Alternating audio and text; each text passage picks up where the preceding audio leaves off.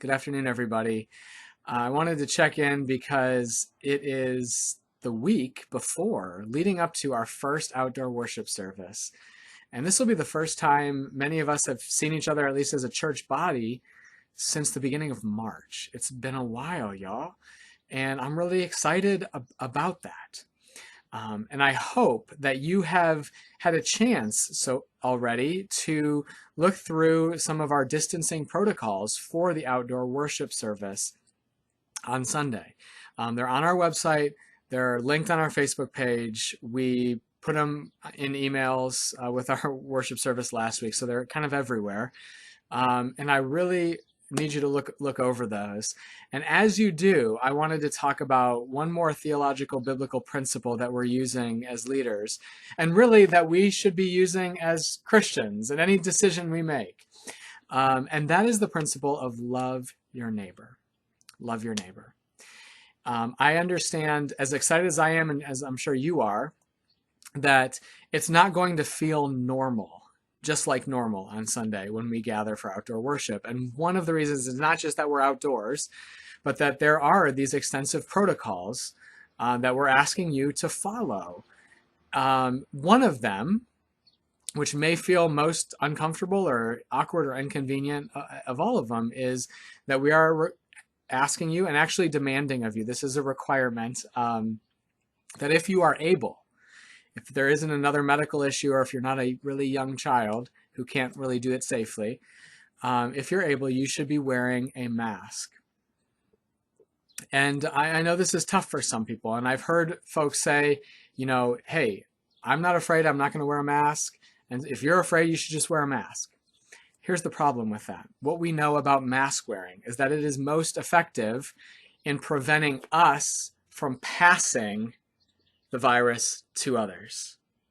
So if I'm concerned and if I'm vulnerable with this virus, then the best form of mask wearing is from you. I need you to wear a mask. Wearing a mask for myself is not protecting me nearly as much as you wearing a mask is protecting me. And so that's one of the reasons we are requiring those masks, because we want this to be a place where people feel safe to come and to be a part of the church community, knowing that other people are looking out for them, that it's not just up to them. Another example of this is distancing. There will be no touching, and you may not ask to give a hug or a handshake to someone else. And that's because we don't want other people to be in this awkward position of having to say, no, I would rather not touch. We don't want to have that become the focus. We don't want to be people who are having to say no to people. We just want to enjoy each other's presence as much as we can. And the scriptures say, the biblical principle behind this, again, is love your neighbor.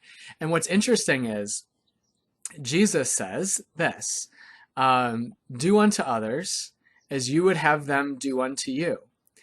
This sums up the law and the prophets. Isn't that interesting? He connects this love, this doing unto others, this golden rule, to something that sums up the law and the prophets. Paul, in Galatians 5, he says it this way: for the entire law is fulfilled in keeping this one command, love your neighbor as yourself. In other words, loving your neighbor is what the law is about. And so, as you read over these protocols and these distancing requirements that we're having for our service on Sunday, I know we bristle a little bit when we have rules placed upon us, when we have requirements and demands placed upon us. I get that. And I would ask that you read these as expressions of love for one another. That the way I'm able to be guided into loving one another, loving my neighbor, loving my sister or brother in Christ, is I'm going to wear a mask. I'm going to maintain a physical distance. I'm going to respect these protocols as much as I can, as an act of love, not as of oppression, not of any of those things. And that is what Paul is saying about the law. He says all these requirements of the law, these aren't just, just really, God just wants you to do this way, and you should do it, and you should obey. He says, no, these are helping us to understand how we can love one another. And that's the intention of these protocols. That's the intention of everything we're doing to try and minister to one another during this time. So I would ask you, please read over those protocols. Please, if you don't feel like you can abide by those protocols, then please don't come, because we want this to be a space where people feel secure, where they're not having to tiptoe around and say hard things to one another about distancing and enforce it themselves. We want all of us to be kind of self-enforcing these as much as possible. If that doesn't happen, we won't continue to have these, because we don't want this to be an uncomfortable or an unsafe experience for anyone. I look forward to it, though. I think it's going to be great to see your faces. I think it's going to be great to get to pray with you and to bring your own communion with you. So bring your own stuff, and we'll see how it goes. God bless you. Let's be the church together.